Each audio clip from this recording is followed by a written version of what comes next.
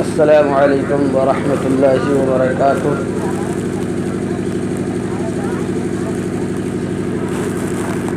الحمد للہ الذی ہدانا لہذا وما كنا لنهتدی لولا ان ہدانا اللہ ونشهد ان لا الہ الا اللہ وان محمدا عبده ورسولہ اما بعد اعوذ باللہ من الشیطان الرجیم بسم اللہ الرحمن الرحیم لقد كان لكم في رسول الله أسوة حسنة وقال الله تبارك وتعالى في موضع آخر يا أيها الذين آمنوا ادخلوا في السلم كافة ولا تتبعوا خطوات الشيطان إنه لكم عدو مبين وقال النبي صلى الله تعالى عليه وسلم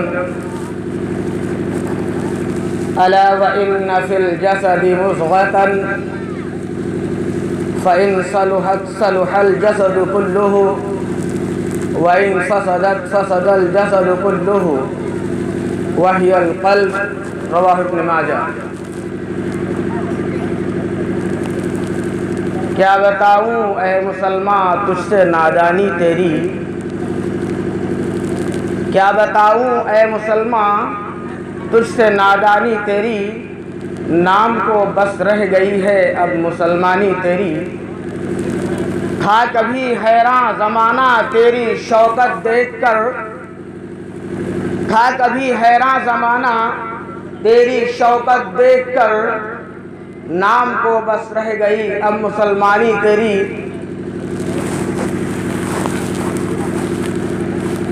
محترم بزرگان دین اور عزیز دوستوں اور پس پردہ بیٹھی ہوئی ہماری مائیں اور بہنیں،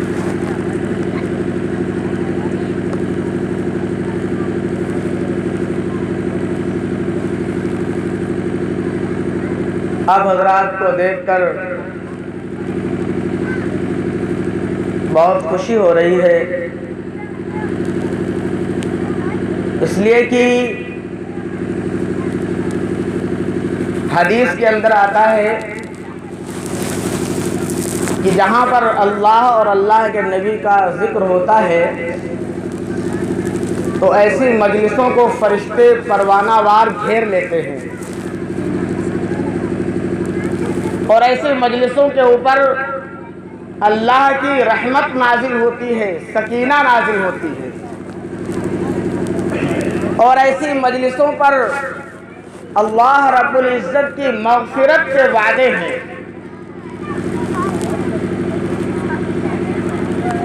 اس لیے آپ حضرات کو دیکھ کر بہت ہی خوشی ہو رہی ہے کہ آپ ایسی مجلس کے اندر بیٹھے ہوئے ہیں جس مجلس پر مغفرت کے وعدے،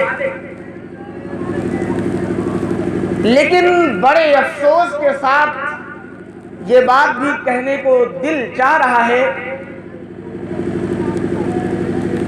کہ جس مقصد کے لیے اس مجلس کا انعقاد کیا گیا وہ مقصد بہت وسیع تھا اور بڑی کوششیں اور کاوشیں اور بڑی محنتیں کی ہیں اس مجلس کو اس انتہا تک لانے کے لیے، جس میں مبارکباد دیتا ہوں جناب حافظ محمد عامر صاحب کو، جنہوں نے انتھک محنت کی ہے۔ اپنی اس کم عمری کے حساب سے انہوں نے بڑی محنت کی ہے، بڑی محنت کی ہے اور بڑا دماغ لگایا، ورنہ اتنا چھوٹا سا نوجوان، اتنا چھوٹا سا کم عمر بچہ، اتنا زیادہ سوچنا اور اتنا بڑا انتظام کرنا یہ بڑی بات تھی، لیکن اس کے حوصلے کو پست کر دیا ہم لوگوں نے، ہماری بستی کے لوگوں نے۔ جتنے حضرات ہمارے سامنے بیٹھے ہوئے ہیں اس سے زیادہ اور کہیں زیادہ تو اس چھوٹی سی بستی کے اندر لوگ ہیں، اور بغل والی بستی الحمدللہ وہاں تو اور کافی لوگ ہیں، لیکن ہمارے تمام مسلمانوں نے یہ ثابت کر دیا کہ ہماری زندگی کا اصل مقصد کیا ہے۔ جس طرح وہ اپنی زندگی گزار رہے ہیں اسی طرح گزارنے کو کامیابی تصور کر رہے ہیں۔ کوشش یہ کی گئی تھی، یہ ایک موقع تھا جہاں پر زیادہ لوگوں کو اکٹھا کر کے اور ان کے سامنے کچھ اصلاحی باتیں کی جاتی، اصلاح کی بات کی جاتی۔ آپ نے دیکھا ٹائٹل اس جلسے کا اصلاح معاشرہ کے نام سے یہ جلسہ کیا جا رہا ہے، مگر پھر بھی ہم لوگوں کی سمجھ میں یہ بات نہیں آئی کہ ہماری اصلاح کی بات ہوگی۔ ہمارے لیے ایک بہتر موقع چنا گیا ہے جہاں پر کچھ باتیں ہم کو سننے کے لیے ملیں گی، تو ہمیں تو بڑھ چڑھ کر کے حصہ لینا چاہیے تھا، ہمیں تو بہت کوشش کرنی چاہیے تھی اس پروگرام کو کامیاب بنانے کی، مگر ہم نے محنت نہ کی ہوتی تو کم سے کم کہ تمہاری مائک کچھ بہت زیادہ کھینچتی کیا ہے، بولنے سے تو بڑا مشکل رہے گا، پانی منگوا لو کیونکہ اتنا زیادہ منہ سوکھتا ہے۔ تو میں یہ عرض کر رہا تھا کہ بھائی زیادہ پروگرام کو عروج پر پہنچانے کے لیے محنت نہ کر سکتے تو کم سے کم اپنی حاضری یہاں حاضر ہو جاتے۔ علماء جو بیان کرنے کے لیے آئے ہیں، بات سنانے کے لیے، دین کی بات کرنے کے لیے، آپ کی اصلاح کے لیے اور اپنی اصلاح کے لیے، تو کم سے کم وہ باتیں ہم تک پہنچتی اور اس مبارک مجلس کے اندر ہماری شرکت بھی ہو جاتی ہے۔ اس لیے میں عرض کرنا چاہتا ہوں کہ بھائی جو اپنے بستروں پر بیٹھے ہوئے لیٹے ہوئے ہوں، اگر ان تک مائک کی آواز پہنچ رہی ہو تو برائے مہربانی وہ کوشش کر کے تھوڑا سا وقت قربان کر دیں، اللہ کے لیے، اپنے لیے، اپنی ذات کے لیے، اپنی اصلاح کے لیے تھوڑا سا وقت جو ہے وہ قربان کر دیں، اس سے بہت زیادہ فائدہ ملے گا انشاءاللہ۔ عزیز ساتھیوں، میں نے قرآن کریم کی ایک آیت تلاوت فرمائی، یا ایھا الذین آمنوا ادخلوا فی السلم کافہ، اے ایمان والو تم پورے اسلام میں داخل ہو جاؤ، پورے کے پورے اسلام میں داخل ہو جاؤ۔ اللہ رب العزت کا مطالبہ کیا ہے؟ پورے کے پورے اسلام میں داخل ہو جاؤ۔ اب ہمیں اپنے اوپر غور کرنا چاہیے کہ ہم اسلام میں کتنا داخل ہوئے ہیں، ہم اسلام میں کتنا داخل ہوئے ہیں۔ اندازہ لگائیے، جب اپنے گریبان کے اندر جھانک کر کے ہم دیکھیں گے تو ہمیں احساس ہو جائے گا اس بات کا، ابھی تک تو ہم پہلے اسٹیپ پر بھی نہیں پہنچے، ابھی میں نے پہلا درجہ نہیں پاس کیا ہے، ابھی ہماری زندگی کے اندر جو ہے ایمان کی جو مضبوطی ہونی چاہیے تھی وہ ایمان ہی مضبوط نہیں ہو پایا۔ اگر ہمارے اندر ایمانی رمق تیز ہوتی تو ہمیں اپنے گھروں سے نکلنے پر مجبور کر دیتی اور ہم اس محفل کے اندر حاضر کرتے۔ عزیز ساتھیوں، ہمیں غور کرنے کی ضرورت ہے۔ اللہ رب العزت کا مطالبہ پورے کے پورے اسلام میں داخل ہونے کا ہے۔ صحابہ کرام پورے اسلام میں داخل ہوئے تھے، ہر قدم کے اوپر اور ہر وقت اللہ رب العزت کی مدد ان کے سامنے شامل تھی۔ آج میرے عزیز ساتھیوں، ہمارے ساتھ کوئی مدد نہیں ہو رہی، ہمارے ساتھ کوئی مدد نہیں ہو رہی۔ کیوں؟ اس لیے کہ ہم جو ہے اسلام میں داخل نہیں ہوئے، ہم نے تو مذاق بنا رکھا ہے، ہم اپنے اعتبار سے اپنی زندگی گزار رہے ہیں، مگر کبھی بھی ہم اس بات کا احساس نہیں کرتے ہیں کہ جو ہے کوئی بھی انسان جب کوئی عمل کرتا ہے تو اس کے اس عمل کرنے پر اللہ رب العزت کی طرف سے 4 سرکاری گواہ متعین ہوتے ہیں جن کا جھٹلایا جانا غیر ممکن ہے، جن کو کوئی جھٹلا نہیں سکتا۔ 4 سرکاری گواہ کوئی بھی عمل جب انسان کرتا ہے، سب سے پہلا گواہ زمین ہے۔ سب سے پہلا گواہ زمین ہے۔ زمین کے جس حصے کے اوپر ہم نے کوئی بھی عمل کیا ہے، آپ نے نماز پڑھی ہے، آپ نے روزہ رکھا ہے، آپ نے جو ہے کسی کی مدد کی ہے، آپ نے جو ہے کسی کے ساتھ کوئی بھی رہنمائی کا معاملہ کیا ہے، کوئی بھی اچھا کام کیا ہے آپ نے اس زمین کے کسی خطے کے اوپر، تو حصہ ارض بروز قیامت گواہی دے گا کہ اس بندے نے جو ہے میرے اوپر اس اچھے عمل کو کیا تھا۔ اور اس کے برخلاف اگر آپ نے زمین کے کسی حصے کے اوپر کوئی بھی غلط کام کیا ہے، کوئی بھی غلط کام کیا ہے، آپ نے جوا کھیلا، تاش کھیلے، آپ نے جو ہے غلط کوئی بھی کام کیا ہے، آپ سمجھ لیجئے کہ یہ زمین کل قیامت کے دن ہمارے اس عمل کی گواہی دے گی۔ ہم اپنے آپ کو دنیا والوں سے کتنا بچائیں؟ آپ بچاتے رہیے، مگر زمین گواہ ہے۔ پھر تو آپ اپنے آپ کو کہاں تک بچائیں گے؟ بچا نہیں سکتا کوئی۔ اس لیے میرے عزیز ساتھیوں، ہمیں کوئی بھی عمل کرنے سے پہلے اس بات کے اوپر دھیان دینا چاہیے کہ اللہ رب العزت نے جو زمین کو ہمارے عمل کی گواہی کے لیے بنایا ہے، ہم اس سے بچ نہیں سکتے۔ اور دوسرا گواہ کرامن کاتبین۔ ہم اور آپ اکثر سنتے رہتے ہیں ہمارے شانوں کے اوپر، ہمارے کندھے کے اوپر جو ہے دو فرشتے متعین ہیں نیکی اور بدی لکھنے کے لیے۔ کرامن کاتبین یعلمون ما تفعلون۔ کرامن کاتبین وہ سب جانتے ہیں جو تم کرتے ہو، تمہارے ہر عمل کی خبر ہے ان کو، تمہارے ہر عمل کو وہ قلم بند کر رہے ہیں، تمہارے ہر عمل کو وہ لکھ رہے ہیں۔ اب اندازہ لگائیے کیا اسے آپ جھٹلا سکتے ہیں؟ آپ کوئی بھی عمل کرتے ہیں، کوئی بھی عمل، تو کرامن کاتبین اس کو نوٹ کرنا، لکھتے ہیں اس کو۔ کتنا آسان ہو گیا ہے آج اس دور کے اندر جو ہے بہت سی باتوں کا سمجھنا، بہت سی باتوں کا سمجھنا بہت آسان ہو گیا ہے۔ اکثر آپ لوگ جو ہے موبائلوں کے اندر جو ہے موویز بنایا کرتے ہیں، اور جو ہے کافی عرصہ گزر جاتا ہے، یہاں تک کہ شادیوں کے اندر ویڈیو کیسٹ لوگ بناتے ہیں اور 50 60 سال گزر جاتے ہیں، 70 سال گزر جاتے ہیں، اور اس کے بعد جب اس کو جو ہے دیکھا جاتا ہے تو بس وہی پرانی جب شادی ہوئی تھی وہ تمام کی تمام تصویریں آپ کو سامنے دکھائی دیتی ہیں۔ اتنا اس ٹیکنالوجی اور اس سائنٹیفک دور کے اندر اتنا سب کچھ ہے کہ ایک بار وہ 70 اور 80 سال 100 سال کی پرانی باتیں ہم دنیا کے اندر دیکھ رہے ہیں۔ اللہ رب العزت اس بات پر قادر ہے کہ ہماری زندگی کے سارے اعمال کو کل قیامت کے دن ہمارے سامنے رکھتے ہیں۔ کوئی انکار کر سکے گا؟ اس وقت نہیں انکار کر سکتا۔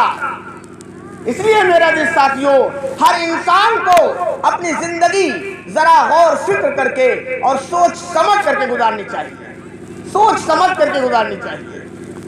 اسی لیے اللہ تبارک و تعالیٰ نے ہم کو اور آپ کو اتنا وقت دیا ہے۔ حضرت علی رضی اللہ تعالی عنہ فرماتے ہیں کہ مدت فیصلہ 60 سال ہے۔ اللہ رب العزت نے زندگی کا اتنا بڑا اولم نعمرکم ما یتذکر فیہ من تذکر وجاءکم النذیر، اللہ فرماتے کہ ہم نے تم کو عمر کا اتنا بڑا حصہ جو دیا ہے اسی لیے کہ اپنے لیے کوئی لاہے عمل تیار کر لو، سوچ سمجھ کر فیصلہ کر لو۔ حالانکہ تمہارے پاس تمہیں ڈرانے والے بھی آئے، مگر افسوس تم نے ذرا بھی پرواہ نہیں کی۔ آدمی اپنے اعتبار سے اپنی زندگی گزار رہا ہے۔ اس لیے میرے عزیز ساتھیوں، دوسرا گواہ جو ہر وقت ہمارے ساتھ میں ہے اور ہمارے ہر عمل کو لکھ رہا ہے، کرامن کاتبین۔ اب آپ سمجھ جائیے ہماری جس طرح کی زندگی گزر رہی ہے، جیسی منمانی زندگی ہم لوگ گزارتے ہوئے چلے جا رہے ہیں، اس سے کام بننے والا نہیں ہے۔ हम ये समझे कि हमने कलिमा पढ़ा ला इलाहा इल्लल्लाह मुहम्मदुर रसूलुल्लाह, तो हमारी जिंदगी के अंदर तब्दीली आनी चाहिए, गैरों से अलग होनी चाहिए हमारी जिंदगी। जरा बताए कोई हमारी जिंदगी गुजारने के तरीके में और गैरों में क्या फर्क बाकी रहा है। हमारी जिंदगी के अंदर नमाजें नहीं, हमारी जिंदगी के अंदर रोजे नहीं, हम अपने एतबार से अपनी जिंदगी गुजारने लगे। जितने बुरे काम हैं वो आज मुसलमान कर रहा है, जितने गलत और फौज काम है वो आज मुसलमान कर रहा है। मस्जिदों के सामने खड़े होने पर भी हमें एहसास नहीं होता कि नमाज हमारे ऊपर फर्ज की गई है और नमाज अल्लाह के नबी की आंखों की ठंडक है। हम फिर भी मस्जिदों के अंदर नहीं जाते। दुनिया के तमाम बुरे कामों के अंदर हम शामिल हैं, लेकिन फिर भी हमें कभी इस बात का एहसास नहीं होता। वो नबी जो सारी जिंदगी रोता रहा, जो इस उम्मत के लिए हमेशा अपने आप को लगाता रहा, यहाँ तक कि अहादीस के अंदर आता है कल क़यामत के दिन जब क़यामत के दिन तमाम के तमाम नबी जमा होंगे और सब के सब नबी या नफ्सी और नफ्सी कह रहे होंगे, हमारा नबी जनाब मोहम्मद रसूलुल्लाह सल्लल्लाहु अलैहि वसल्लम उस वक्त भी उम्मती और उम्मती कह रहे होंगे। अजी साथियों, इस उम्मत को सोचना चाहिए, वो नबी उस वक्त भी उम्मती और उम्मती कह रहा होगा। यहाँ तक कि अहादीस के अंदर आता है कि तमाम के तमाम नबियों की कुर्सियां होंगी, वो अपनी मस्जिदों के ऊपर बैठे हुए होंगे, अपनी कुर्सियों के ऊपर तशरीफ फरमा होंगे, मगर अगर कोई उस मैदान के अंदर वहां पर नहीं दिख रहा होगा तो प्यारे आका नजर नहीं आ रहे होंगे। लोग तलाश करेंगे प्यारे नबी कहाँ है, नबी तो एक किनारे मिलेंगे और उस वक्त जो है पूछा जाएगा सारे के सारे नबी अपनी कुर्सियों पर बैठे हुए हैं, प्यारे नबी आप अपनी मसनद क्यों नहीं ले रहे हैं। अल्लाह के नबी सल्लल्लाहु अलैहि वसल्लम फरमाते हैं, ऐ लोगों, जब तक मेरी उम्मत की मग़फ़िरत नहीं हो जाती उस वक्त तक मैं कैसे कुर्सी पर बैठूंगा। अंदाजा लगाइए मेरे अजीज साथियों, ऐसे नबी की सुन्नतों को दिन रात हम धड़ल्ले के साथ छोड़ रहे हैं। ऐसे नबी के तरीके को हम अपनाना नहीं चाहते, हम गैरों के तरीकों में अपनी कामयाबी तसव्वुर करते हैं। इसलिए मेरे अजीज साथियों, दूसरा गवाह आपकी समझ में आ गया, किरामन कातिबीन यअलमून मा तफ़अलून, और तीसरा गवाह हमारे नामे आमाल वइज़ा सुहुफ़ नुशिरत, और जिस दिन नामे आमाल खोल दिए जाएंगे। मेरे अज़ीज़ साथियों, मुफस्सिरीन ने लिखा है कि कल क़यामत के दिन एक हवा चलेगी और नामे आमाल सबके हाथ में होंगे। तो इंसान जब नामे आमाल उसके सामने आएगा, माली हादल किताब ला युगारिदु सगीरतन वला कबीरतन इल्ला हिसाहा। इंसान कहेगा, अरे इसको क्या हो गया, इस नामे आमाल को क्या हो गया कि इसने तो जरा सी कोई बात नहीं छोड़ी। वो बात जो मैंने बतौर मजाक के महज दिल लगी के लिए कही थी, वो बात भी उसमें लिखी हुई। उस नामे आमाल के अंदर सब कुछ लिखा होगा, सारी बातें लिखी होंगी। इसलिए मेरे साथियों, हमें और आपको जिंदगी गुजारना है तो जो है एक टारगेट बनाएं और अपनी जिंदगी का मकसद पहचाने, अपनी पैदाइश का मकसद पहचाने, तब जाकर के जिंदगी गुजारने का मजा होगा और हम फायदा उठा सकेंगे। दुनिया की तमाम चीजों ने अपनी पैदाइश के मकसद को भुलाया नहीं है, अपनी पैदाइश के मकसद को भुलाया नहीं है। सूरज ने अपनी पैदाइश के मकसद को नहीं भुलाया, चांद ने अपनी पैदाइश के मकसद को नहीं भुलाया। इतनी बड़ी बड़ी चीजें जो अल्लाह रब्बुल इज्जत ने जिस मकसद के लिए पैदा की थी, वो सारी की सारी चीजें अपनी पैदाइश का मकसद याद किए हुए हैं और उसके मुताबिक अपनी जिंदगी गुजार रही है। यहाँ तक कि हम मादी चीजों की बात आपके सामने करेंगे। आपके पास मोबाइल होगा, सबके पास मोबाइल है। आप जरा मोबाइल को देखिए, जिस वक्त आप गाना सुन रहे हैं, आप तकरीर सुन रहे हैं, आप नाते सुन रहे हैं, आप गरजे की कोई भी अमल मोबाइल पर कर रहे हैं, आप उसको सुन रहे हैं, लेकिन मोबाइल की पैदाइश का मकसद क्या है? मोबाइल की पैदाइश का मकसद है बात करना। मोबाइल किस लिए बनाया गया था? बात करने के लिए बनाया गया था। लेकिन जैसे जैसे हालात आते गए, जरूरतें बढ़ती चली गई, उसमें बहुत तरह के फंक्शन आते चले गए, लेकिन उसकी पैदाइश का मकसद बात करना है। तो जिस वक्त फोन आता है उस वक्त सारी चीजें बंद हो जाती कि नहीं। आप तजुर्बा करके देखिए, अभी अगर आपने तजुर्बा ना किया हो तो तजुर्बा करके देखिए, आपका गाना बंद होता कि नहीं होता? अपने आप। आपकी तकरीर और नात बंद होती कि नहीं बंद होती? अपने आप। जैसे फोन आता है स्टॉप हो जाता है सब। یہ الگ بات ہے کہ اس کے اندر یہ فنکشن ہے کہ آپ بات کرتے رہیں اور پھر آپ چالو کر لیں اپنا موبائل، پھر آپ سن سکتے ہیں بات کرتے ہوئے بھی، لیکن جس وقت فون آتا ہے اس وقت جو ہے ساری چیزیں سٹاپ ہو جاتی ہے۔ موبائل نے بھی اپنے پیدائش کے مقصد کو نہیں بھولا، لیکن بھولا اگر کوئی اپنی پیدائش کا مقصد ہے تو وہ یہ انسان جسے اللہ رب العزت نے وہ بیش قیمت نعمت دی تھی، جو اللہ کے بھی خزانے میں سب سے بیش قیمت نعمت تھی، جو ایمان کی نعمت تھی، وہ اپنی پیدائش کا مقصد بھول گیا۔ اللہ رب العزت نے قرآن فرمایا کہ ہم نے انسان اور جنات کو محض اپنی عبادت کے لیے پیدا کیا، محض اپنی عبادت کے لیے پیدا کیا ہے، یہ مقصد تھا۔ لیکن انسان دنیا کے اندر دنیا کا بندہ بن گیا اور اپنی ضرورتیں اپنے آپ پوری کرنے لگا، اپنی ضرورتیں اپنے آپ پوری کرنے لگا، اور یہ سمجھتا ہے کہ اگر ہم نہیں کریں گے تو کچھ نہیں ہوگا، سب کچھ ہمارے کرنے سے ہو رہا، سب کچھ ہمارے کرنے سے ہو رہا۔ لیکن انسان کبھی دھیان نہیں دیتا کہ سب کچھ کرنے والی ذات اللہ رب العزت کی ہے، آپ کے کرنے سے کچھ بھی نہیں ہو رہا، آپ کرنے سے کچھ بھی نہیں ہو رہا۔ اس لیے میرے عزیز ساتھیوں، کم سے کم تھوڑا سا تو ہم جاگ جائیں۔ اتنے پروگرام، اتنی تقریریں، اتنے وعد و نصیحت، مگر ہم ہمیشہ سوتے رہتے ہیں۔ کبھی بھی ہمیں اس بات پر دھیان ہی نہیں جاتا کہ ان تمام جلسوں کا، ان تمام وعد و نصیحتوں کا مقصد ہماری زندگی کے اندر تبدیلی ہے، مگر ہم اپنی زندگی کے اندر تبدیلی لانے کی کبھی بھی کوشش نہیں کرتے۔ تو 3 گواہ ہو گئے بھائی آپ کے، اور چوتھا گواہ بڑا خطرناک ہے۔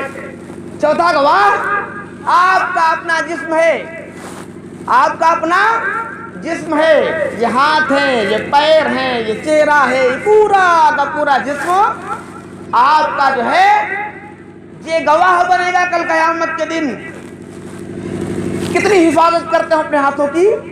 ہاتھ کے اندر کوئی تکلیف ہو جائے فوراً ڈاکٹر کو دکھاتے ہیں، پیر کے اندر کوئی تکلیف ہو جائے فوراً ڈاکٹر کو دکھاتے ہیں، اپنے جسم کی حفاظت کے لیے بہت کچھ کرتے ہیں، لیکن یہ جسم اصل نہیں ہے، یہ جسم اصل نہیں ہے۔ اصل تو جسم کے اندر روح ہے، لیکن جسم کی حفاظت کے لیے ڈاکٹر بنائے گئے دنیا کے اندر، ان کی پڑھائی ہو رہی ہے، ہر پارٹ کا ڈاکٹر الگ الگ ہے، لیکن بروز قیامت یہ جسم کیا کہے گا؟ گواہی دے گا۔ اليوم نختم على افواههم وتكلمنا ايديهم وتشهد ارجلهم بما كانوا يكسبون۔ یہ جسم، یہ ہاتھ گواہی دیں گے کل قیامت کے دن، یہ پیر گواہی دیں گے ہماری کرتوتوں کی، ہم نے کیا کیا ہے، ساری چیزوں کی گواہی ہمارا جسم دے گا۔ یہ چوتھا گواہ ہے۔ کیا اسے کوئی جھٹلا سکتا ہے؟ آپ نے اپنے ہاتھوں سے چوری کی، آپ نے لوگوں سے چھپا لیا، لیکن کل قیامت کے دن ہاتھ بتا دے گا۔ آپ نے اپنے چہرے کا استعمال غلط کیا، آپ نے پیروں کا استعمال غلط کیا، لیکن کل قیامت کے دن یہ ہمارا جسم بتا دے گا، اللہ رب العزت نے کہے گا کہ ہمیں غلط استعمال کیا گیا ہے، ہمیں غلط استعمال کیا گیا ہے۔ یہاں پر میں آپ کو ایک بات اور بتانا چاہتا ہوں، وہ یہ ہے کہ آپ سمجھ لیجئے کہ جسم اصل نہیں ہے، اصل روح ہے، اصل روح ہے۔ تو زیادہ حفاظت کی ضرورت کس کی ہونی چاہیے؟ جسم کی ہونی چاہیے کہ روح کی ہونی چاہیے؟ میں آپ کو مثال دیتا ہوں۔ انسان 2 چیزوں کا مرکب ہے، انسان 2 چیزوں سے بنا ہے، ایک جسم اور ایک روح، ایک جسم اور ایک روح۔ اب مثال کے طور پر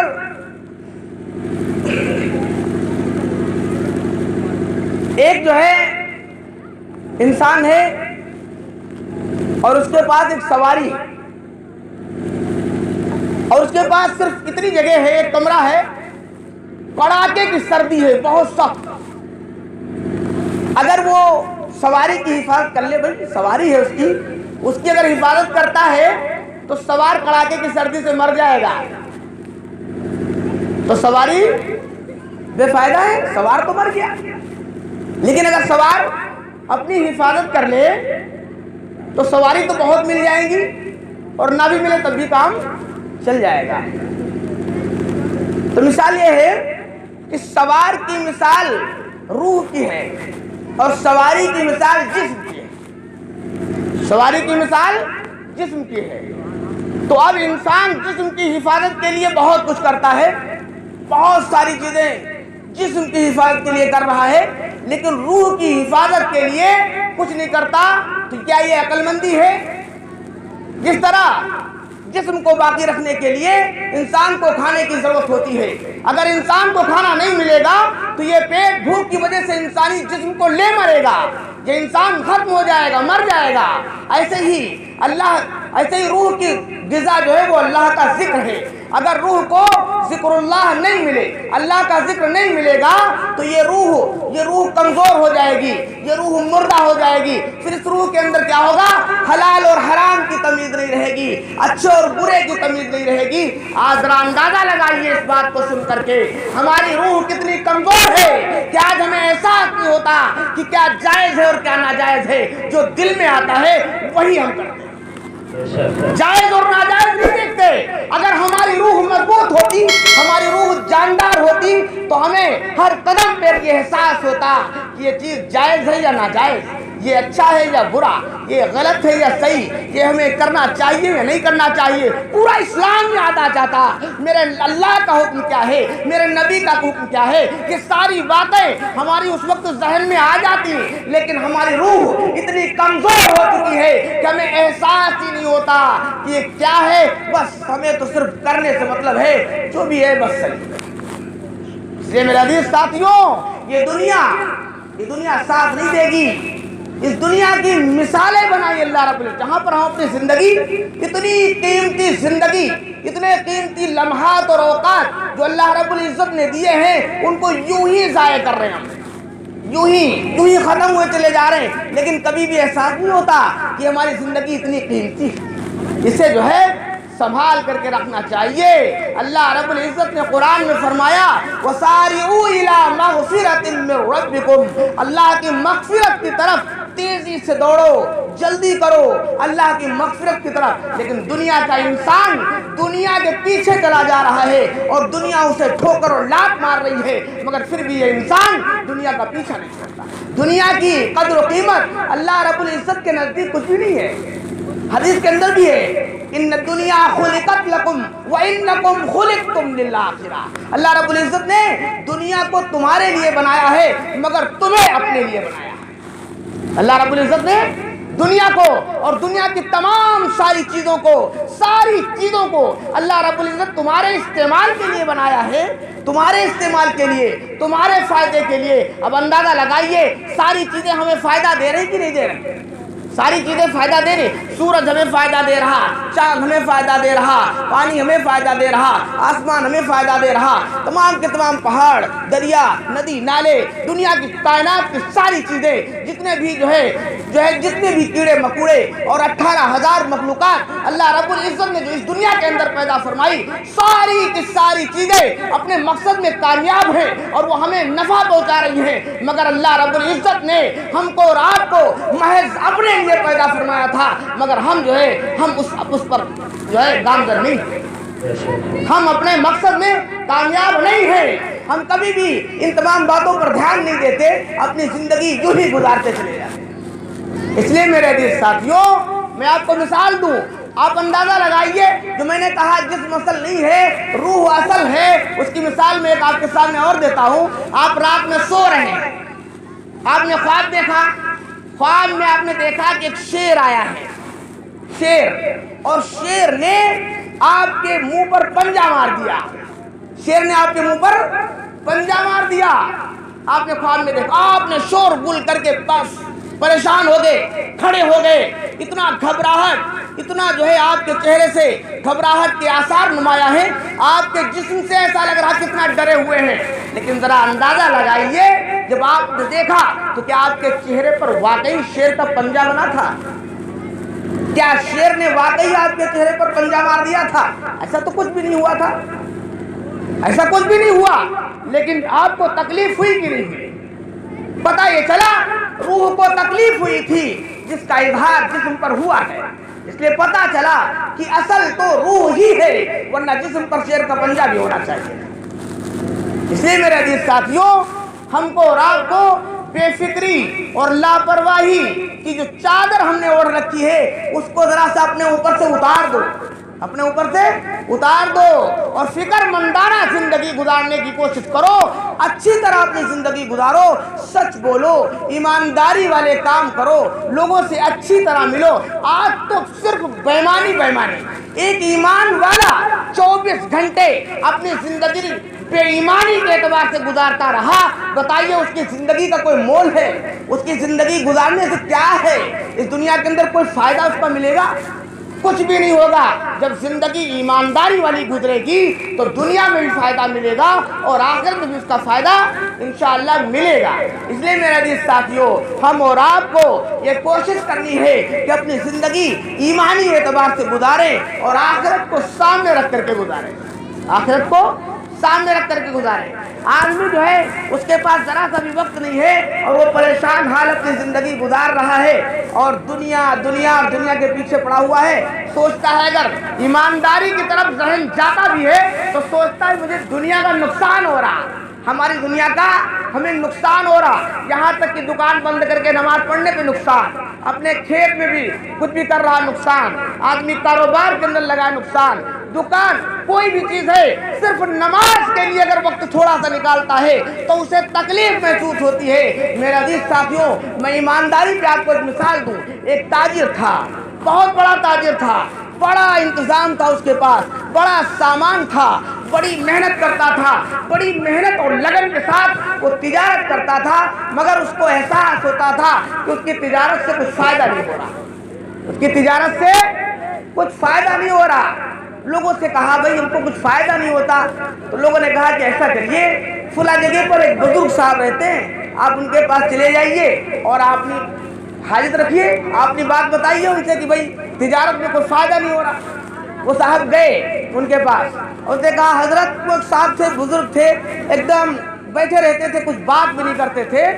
انہوں نے کہا کہ حضرت میں بڑی تجارت کرتا ہوں، بڑا سامان، بڑا انتظام اور بڑا کام کرتا ہوں، لیکن مجھے اپنی تجارت سے کوئی فائدہ نہیں ملتا ہے۔ ان بزرگ صاحب نے سر اٹھایا اور ایک جملہ بول دیا، سر اٹھایا اور کہا بیٹا پورا تولا کرو، بس کیا کہا بیٹا پورا تولا کرو۔ اس شخص نے سوچا یار بزرگ صاحب کو کیسے پتا چل گیا کہ میں کم تولتا ہوں، میں نے تو ان سے کچھ بتایا نہیں، انہیں تو کوئی خبر نہیں تھی، لگ رہا واقعی یہ بزرگ ہے، کیونکہ انہوں نے کہہ دیا نا بیٹا پورا تولا کرو۔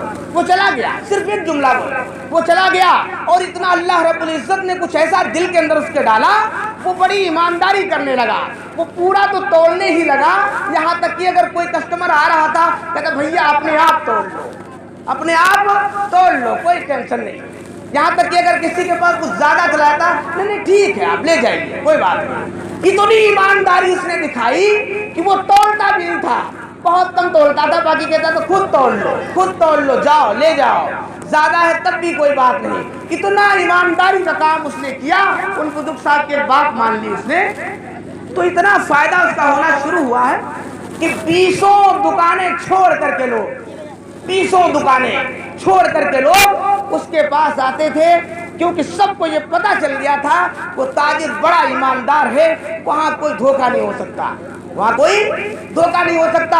اتنا فائدہ ہوا، اتنا منافع ہوا اس تاجر کا کہ اس نے کیا کیا، وہ بانٹ تولنے والے ترازو میں جو تھے اس نے لوہے کے بنوا لیے، اس نے سونے کے بنوا لیے، اتنا فائدہ ہوا کہ تولنے والے بانٹ بھی سونے کے بنوا لیا، اتنا پیسہ۔ اب اس کے بعد وہ پھر گیا ان بزرگ صاحب کے پاس، جلدی سے گیا اور کہا کہ حضرت آپ کی ایک چھوٹی سی بات پر میں نے عمل کر لیا ہے، میں پورا تولنے لگا ہوں، بڑی ایمانداری سے کام کیا، اتنا فائدہ ہوا میرا اس ایمانداری کی وجہ سے کہ میں نے یہ بانٹ سونے کے بنوائے ہیں اور میں انہیں لے کر کے آیا ہوں، بہت بڑا میں تاجر بن گیا آپ کی نصیحت کی وجہ سے۔ انہوں نے جب یہ سنا کہ بانٹ سونے کے بنوا لیا ہے تو پھر ایک بار اپنا سر اٹھایا اور کہا بیٹا انہیں ندی کے اندر پھینک دو۔ کیا کہا؟ بیٹا انہیں ندی کے اندر پھینک دو۔ اس نے سوچا ہے تو سونے کے اور بڑے قیمتی ہیں، مگر ملے انہیں بزرگ کی جو ہے نصیحت سے، کہا چلو ہمت کرتے ہیں پھینک دیتے ہیں۔ क्या हुआ, वो गया और आंखें बंद करके उसने दरिया के किनारे वो बांट डाल दिया, फेंक दिया उसको, फिर अपने कारोबार में चला गया। बड़ी मेहनत और मशक्कत की और फिर भी अपना काम धाम करता रहा। एक बार एक काफिला आ रहा था, चूंकि इलाके का सबसे बड़ा ताजिर वही था, इसलिए उसी के पास सब लोग सामान खरीदने के लिए आते थे। वो काफिला आ रहा था, बरसात हुई होगी, सूख गया होगा पानी, वो लोग किनारे किनारे चल रहे थे दरिया के, उनके पैर में कुछ लगा, उन्होंने देखा तो देखा कि सोने का बाट है। कहा ये बाट इतना बड़ा कोई ताजिर इस इलाके में नहीं है, ये बाट तो सिर्फ उसी का हो सकता है, वो भी इतने ईमानदार थे। इतना ईमानदार काफिला था कि फौरन उस बाट को लेकर के उस ताजिर के पास पहुंचे और कहा कि भैया देखिए ये बाट तुम्हारा है। कहा हाँ हाँ ये तो मेरा ही है, तुम्हें कहाँ से मिल गया? कहा हम आ रहे थे, पैर में कुछ लगा, मैंने देखा तो ये बाट सोने का था, समझ के आप ही का होगा। कहा अच्छा सब तो दूर की बात है, पहले मुझे बाट दीजिए, मुझे काम है कुछ। अरे कहा बताइए वहां पहुंचे कैसे? कहा नहीं नहीं ये बात तो बाद में होगी, पहले दे दीजिए बाट। वो बाट लेकर के वो ताजिर दौड़ता हुआ उन बुजुर्ग के पास जाता है और कहता है हजरत आप मुझसे कसम ले लीजिए, आप कैसी भी बात आप मुझसे पूछ लीजिए, मैंने आपकी नसीहत पर उन बाट को जो है दरिया में फेंक दिया था, लेकिन मैं क्या करूं, आज एक काफिला आया है तो वो बाट देखिए फिर मेरे पास आ गया है। तो उन्होंने सर उठाया और कहा बेटा जब ईमानदारी होती है तो फेंकी हुई चीज भी वापस आती है, तुमने ईमानदारी की है इसलिए अब ये तुम्हारे लिए है। अगर तुम ईमानदारी करोगे तो तुम्हारी मेहनत जाएगा और जाया नहीं होगी, तुम फेंक भी दोगे तब भी तुम्हारे पास वापस आएगी। इसलिए मेरे ईमानी भाइयों जरा गौर करो, जरा सा डंडी मार देने में हम कितने बड़े हो गए, कितना हमने कमा लिया है, जरा सा लोगों को धोखा देने में हमने क्या बना लिया है, जरा सा लोगों को चकमा देने पर और थोड़ा सा उनको जो है नुकसान पहुंचा देने पर हमारी कौन सी बड़ी सेहत बन गई है और कितनी बिल्डिंगें बना ली हमने। अगर जरा सा एहसास हो जाए और उसी चीज को सुधार ले और अपने नबी की जिंदगी को सामने रखे और ईमानदारी को अपनाए तो वाकई इंशाअल्लाह हमारी जिंदगी के अंदर चार चांद लगेंगे और हम कामयाब होंगे, इस दुनिया के अंदर भी और आखिरत के अंदर भी हम कामयाब होंगे। जो असल जिंदगी वो आखिरत की जिंदगी है, असल जिंदगी आखिरत की जिंदगी है।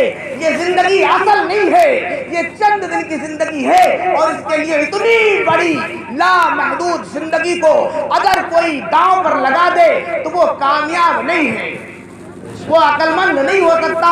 इसलिए अल्लाह के नबी सल्लल्लाहु अलैहि वसल्लम ने फरमाया अक्लमंद और होशियार तो वो आदमी है जो मरने से पहले मरने की तैयारी कर ले। और हमें तो एहसास नहीं होता, बगैर इशा की नमाज पढ़े सो जाते हैं, पता नहीं कैसे सो जाते हैं। कभी इस बात पर ध्यान देना चाहिए, रात में खाना खा के बगैर नमाज पढ़े सो जाए इंसान और उसे एहसास ना हो वो भी कोई इंसान है, वो भी ईमान वाला है, ऐसा तो समझ में नहीं आता है। ऐसी लापरवाही कि बिल्कुल एहसास मर गया, इंसान के अंदर दिल मुर्दा हो गया।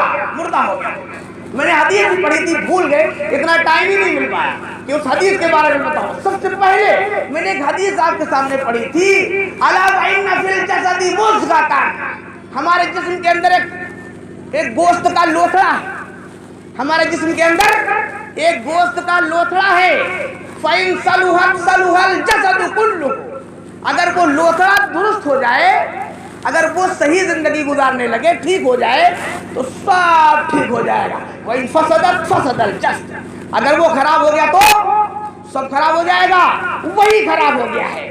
मैं बिल्कुल सच कह रहा हूँ, अपने दिलों में, मैं दिल की बात कर रहा हूँ। हदीस में वही कल्ब, वो क्या है, लोथड़ा गोश्त का क्या है, वो दिल है। हमारे जिस्म के अंदर जो लोथड़ा है वो दिल है। अगर ये दिल दुरुस्त हो जाए तो बताओ सब बनेगा कि नहीं बनेगा? सब बनेगा। ये दिल खराब है जिसकी बिना पर ये चंद लोग हैं। अगर ये दिल सही होता तो यहाँ पर जगह ना होती, यहाँ इतना मजमा होता कि जगह ना मिलती। दिल कहता है गाली बक तो किसी को गाली बकता है, दिल कहता है चोरी कर तो चोरी करता है, दिल कहता है मेड़ पे निकलता हुआ चला जा रहा, इसके खेत का गन्ना बड़ा अच्छा है, जरा सा एक दो गन्ने तोड़ ले, बगैर इजाजत رکھ کے توڑ لیتا ہے، چوری کرتا ہے کہ وہ جائز ہے، دل کہتا ہے اس لیے غلط کی طرف اس کا ہاتھ چلتا ہے، دل کہتا ہے یہ بہت قابل بن رہا ہے، چل اس کی برائی کر، اس کی غیبت کر، اس کے ساتھ دھوکہ کر، اس کو غلط راستہ بتا، اس کو غلط مشورہ دے۔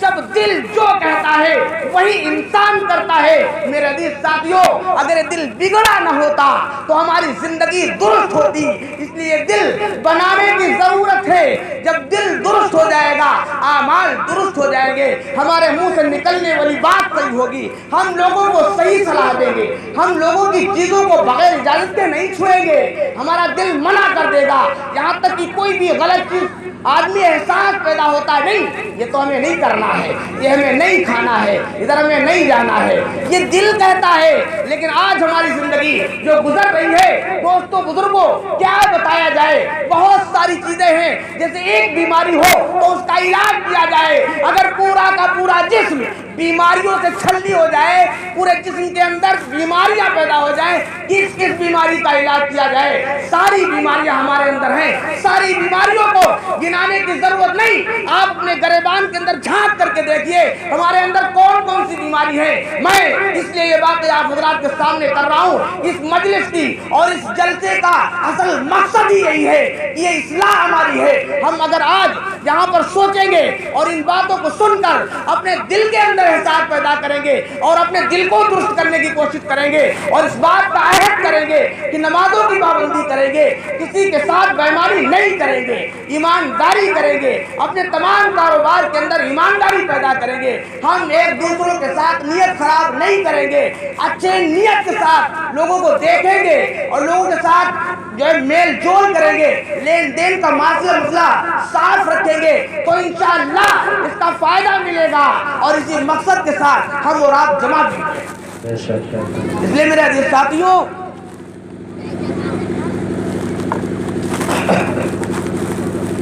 آدمی چند صحیح تھوڑے سے لوگ ہیں، لیکن پھر بھی اگر اتنے ہی لوگ سوچ لیں، آج اس بات کا عزم کر لیں کہ آج مجھے اپنے اندر تبدیلی لانی ہے۔ اللہ اتنے بڑے غفور الرحیم ہیں، اتنے بڑے غفور الرحیم کہ کتنے بھی گناہ ہم نے کیے ہیں، لیکن ایک بار بھی سچے دل سے اللہ کی بارگاہ میں حاضر ہو جائیں، اللہ معاف کر دیتا ہے۔ اللہ رب العزت سے توبہ کی جائے، مگر ہماری توبہ بھی تو عجیب ہے، ہماری توبہ بھی عجیب، اللہ توبہ ہم لوگ کہتے رہتے ہیں، اللہ توبہ کہنا کافی نہیں ہے، اللہ توبہ کہنا صرف کافی نہیں ہے، توبہ کی کچھ شرطیں ہیں، پوری طریقے سے جو ہے توبہ کی جائے۔ نمبر 1، جس گناہ کو کیا ہے اس کو گناہ سمجھے، جس گناہ کو کیا ہے اسے گناہ سمجھے۔ نمبر 2، اسے ہمیشہ کے لیے چھوڑ دے، اور نمبر 3، آئندہ نہ کرنے کا عزم اور ارادہ کرے۔ 3 باتیں ہو گئی، ایسی توبہ قبول ہے اللہ کے نزدیک۔ نمبر 1، جو گناہ کیا اس کو گناہ سمجھے اور ندامت اور شرمندہ ہو اس گناہ کے اوپر، اور نمبر 2، اس کو ہمیشہ کے لیے چھوڑ دے، اور نمبر 3، آئندہ نہ کرنے کا پختہ عزم اور ارادہ کرے کسی بھی عمل کے لیے، اللہ رب العزت اسے معاف کر دے۔ لیکن ایسی توبہ کی جائے، گناہ ہوتے ہی ہیں، انسانوں سے ہوتے رہتے ہیں گناہ، لیکن کم سے کم پکی توبہ کی جائے تو انشاءاللہ تبدیلی آئے گی۔ لیکن اگر ہم توبہ نہیں کریں گے اور اس کے لیے سوچیں گے نہیں، اپنی زندگی بنانے کی فکر نہیں لیں گے، تو پھر جو ہے وہ نقصان ہی نقصان۔ اس لیے میرے عزیز ساتھیوں، اپنی نیتوں کو درست کیا جائے اور اپنے غریبان میں جھانک کر کے دیکھا جائے کہ کتنے غلط کام سے ہو جاتے ہیں، اور جو ہے ہم کبھی احساس نہیں کرتے اور کبھی توبہ بھی نہیں کرتے ہیں۔ لیکن اگر ہم توبہ کر لیں تو اللہ رب العزت ہمارے گناہوں کو معاف کر کر دیں گے اور پھر ہم اچھی زندگی گزارنے لگے تو پھر اس دنیا کے اندر بھی کامیابی مل جائے گی اور آخرت کے اندر بھی کامیابی مل جائے گی۔ اس لیے میرے عزیز ساتھیوں، ہم سب آج اس بات کا عزم کریں، عہد کریں کہ انشاءاللہ ہم سب 5 وقت کی نماز پابندی کے ساتھ پڑھیں گے۔ مرد حضرات مسجدوں کے اندر اور ہماری مائیں بہنیں اپنے گھروں کے اندر آج کم سے کم اس بات کا عہد کر لے کہ انشاءاللہ ہم نماز نہیں چھوڑیں گے۔ اس لیے نماز تو چھوٹا موٹا عمل نہیں ہے، نماز تو ایسی ہے، فرمایا حدیث کے اندر ہے کہ نماز جو ہے وہ ایمان اور کفر کے درمیان ایک آڑ ہے۔ مثلا آپ کا ایک کمرہ تھوڑا بڑا ہو اور اس کے اندر آپ پارٹیشن کر دیں، دیوار بنا دیں تو 2 ہو جاتے ہیں، 2 کمرے ہو گئے، بیچ میں دیوار بنا دیا، اگر وہ دیوار ہٹا دو تو ایک بچے گا نا۔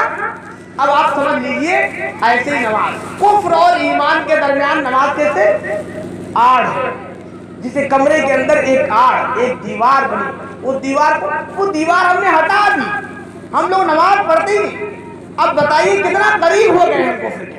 اس لیے ہمیں تو ہر وقت توبہ کرنا چاہیے، استغفار کرنا چاہیے، اور آج اس بات کا انشاءاللہ ہم 5 وقت کی نماز پابندی کے ساتھ پڑھیں گے اور ایمانداری کے ساتھ اپنے کاموں کو کریں گے اور کسی کے ساتھ دھوکہ دھڑی اور غلط کام نہیں کریں گے، اپنے جسم کا استعمال صحیح اور اچھے کاموں میں کریں گے۔ اللہ تبارک و تعالیٰ ہم سب کو کہنے سننے سے زیادہ عمل کرنے کی توفیق نصیب فرمائے۔ وآخر دعوانا الحمدللہ رب العالمین۔